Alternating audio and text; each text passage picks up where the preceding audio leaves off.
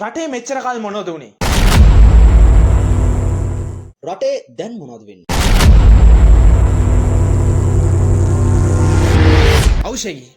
මේක තමා ඇත්ත කතාව. ෆ්‍රෙඩි, ඔයාලට මතකද 2022 අවුරුද්දේ අපේ ලංකාවේ මිනිස්සු අරගලයක් කරලා තමන්ගේ අයිතීන් දිනාගත්තා.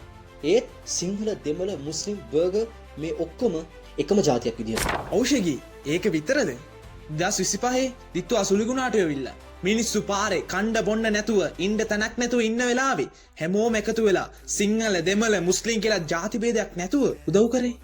ඕ ෆ්‍රෙඩි, දිට්ටුව විතරක් නෙමෙයි. අරගලයේදී විතරක් නෙමෙයි.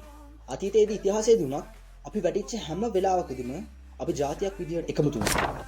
මම මේ කියන්නේ රටට ආදරය කරන හැම එක්කෙනාටම.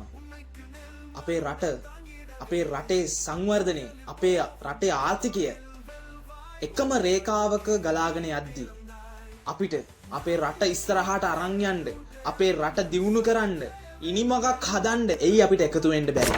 ඕ ෆ්‍රෙඩි, අරගලයක් වෙච්ච වෙලාවකදී අපිට එකතු වෙන්න පුළුවන් වුණා නම්, අනතුරක් වෙච්ච වෙලාවකදී රටක් විදිහට අපිට එකතු වෙන්න පුළුවන් වුණා නම්, මේ රට සංවර්ධනය කරාගෙන යන ගමනේදී අපිට අනිවාර්යෙන් එකතු වෙන්න පුළුවන් වෙනවා. ඒත් අපි කොහොමද ඒක කරන්නේ?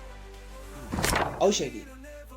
මේ මෙසේජ් එක අපේ රටේ ජනතාවට, රටට ආදරය කරන හැම එක්කෙනාටම මේ මෙසේජ් එක දෙන්න ඕනේ. ඒක අපේ වගකීමක්. ඔව්, අපි පොඩි තමා. අපිට තාම අවුරුදු 18යි. ඒත් අපි මේ කියන්න යන්නේ රට වෙනස් කරන්න පුළුවන්, රටේ ඉතිහාසය වෙනස් කරන්න පුළුවන් දෙයක්. ඒක හොඳට තේරුම් ගන්න. ෆ්‍රෙඩි, කතාව ඇත්ත.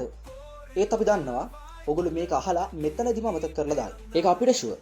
ඒත් අපිට කැමති නෑ ඔයාලා මේක මෙතනින්ම අමතක කරලා දානවට. ඒ හින්දා අපි තීරණය කරා මේක ඔයාලට ටිකින් ටික කියලා දෙන්න. මොලේ පාවිච්චි කරලා අපේ රට ඉස්සරහට අරන් යමු.